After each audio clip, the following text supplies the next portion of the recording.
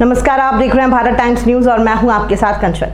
प्रधानमंत्री नरेंद्र मोदी ने रविवार को इटावा में आयोजित जनसभा के माध्यम से एक साथ 3 लोकसभा क्षेत्रों मैनपुरी और कन्नौज के मतदाताओं को संबोधित किया और भाजपा प्रत्याशियों के समर्थन में मतदान की अपील की। इस दौरान पीएम मोदी के निशाने पर सपा और कांग्रेस गठबंधन रहा। उन्होंने कहा कि मोदी अपने 10 साल के कार्यकाल के बाद फिर एक बार आपसे आशीर्वाद मांगने आया है। आप सबने मेरी मेहनत देखी है, ईमानदारी से आप लोगों की सेवा करना ये मेरा धर्म रहा है। अब मोदी भारत के लिए आने वाले 5 साल ही नहीं 25 साल का रास्ता बना रहे हैं। भारत 1000 साल के लिए सशक्त हो, मोदी उसकी नींव तैयार कर रहा है। मोदी ये सब क्यों कर रहे हैं? क्योंकि मोदी रहे या ना रहे, देश हमेशा रहेगा। दूसरी तरफ ये सपा और कांग्रेस वाले क्या कर रहे हैं? ये चुनाव लड़ रहे हैं अपने भविष्य के लिए, अपने बच्चों के लिए, भविष्य के लिए। वहीं मोदी योगी खप रहे हैं आपके बच्चों के लिए, आपके बच्चों का भविष्य बनाने के लिए। पीएम मोदी ने कहा कि मैनपुरी से जयवीर सिंह, इटावा से रामशंकर कठेरिया और कन्नौज से सुब्रत पाठक को चुनेंगे तो मोदी सशक्त होगा। आप सिर्फ सांसद नहीं चुनेंगे, आप भारत की सरकार चुनेंगे। उन्होंने कार्यकर्ताओं से अपील की है कि आप घर घर जाइएगा और ज़्यादा से ज़्यादा मतदान के लिए लोगों को प्रेरित कीजिएगा।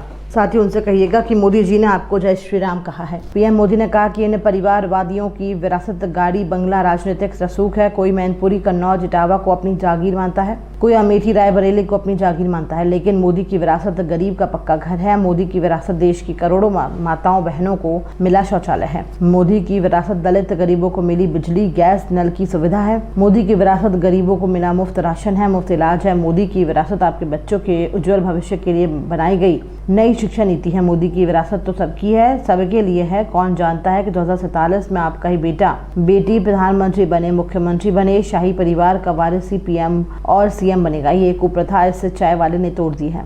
सपा और कांग्रेस के वादों को झूठा बताते हुए पीएम मोदी ने कहा कि इनकी बातें झूठी, वादे भी झूठे हैं। सपा कांग्रेस के नारे झूठे हैं और नियत में भी खोट है। इन लोगों ने कोरोना संकट काल में भी लोगों को नहीं बख्शा था। देश के वैज्ञानिकों ने टीका बनाया, लेकिन सपा कांग्रेस के लोग उसको भी बदनाम करते थे। खुद चोरी छुपे टीके लगवाते थे और टीवी पर, सोशल मीडिया पर लोगों को भड़काते थे ताकि हाहाकार फैले और मोदी पर कलंक लगे। अब ये हमारा लोकतंत्र, हमारे संविधान को लेकर झूठ फैलाने के लिए एड़ी चोटी का जोर लगा रहे हैं। 75 साल पहले जब देश का संविधान बना था, तब बाबा साहेब अम्बेडकर और खुद नेहरू ने कहा था कि धर्म के आधार पर आरक्षण नहीं होगा। लेकिन अब सपा कांग्रेस और इनकी सारी कंपनियां SC, ST और OBC का आरक्षण छीनकर उसे धर्म के आधार पर बांटना चाहते हैं। कर्नाटक में रातों रात उन्होंने मुस्लिमों को OBC घोषित कर दिया। इसका नतीजा क्या हुआ कि वहां जो OBC को 27% आरक्षण मिला हुआ था, उसकी चोरी कर ली गई है। अगर यूपी में ऐसा हुआ तो ये मेरे यादव, मौर्य, लोधपाल, जाटव, शाक्य, कुशवाहा भाई बहनों के हक का क्या होगा?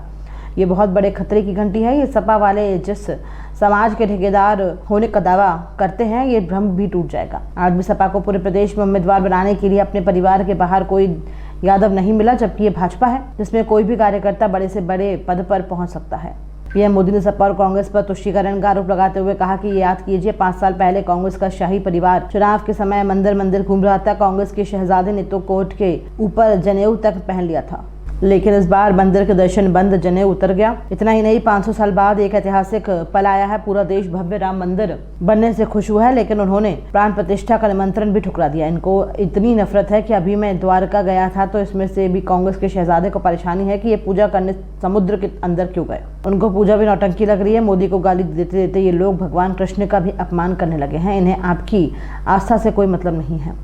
जनसभा से पीएम मोदी ने एक बार फिर सीएम योगी की तारीफ करते हुए लोगों से कहा है कि आपने तो योगी जी के नेतृत्व में हालात बदलते हुए देखे हैं।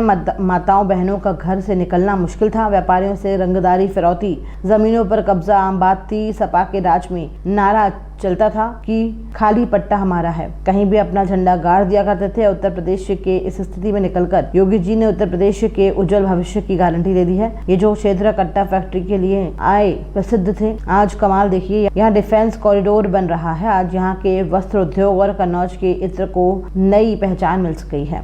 विदेश के मेहमान मिलते हैं तो कन्नौज के इस इत्र की सुगंध का उनको मौका अवश्य देता हूँ। G20 में भी दुनिया के सब जितने बड़े लोग आए थे, उन्हें कन्नौज का इत्र भेंट किया गया था।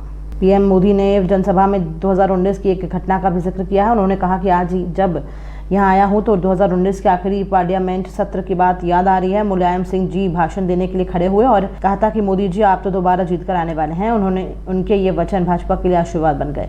अब नेताजी जो हमारे बीच नहीं है, लेकिन संयोग देखिए कि उनके सगे भाई अब बीजेपी को जिताने की अपील कर रहे हैं। उनके दिल की बात जुबान पर आ गई है।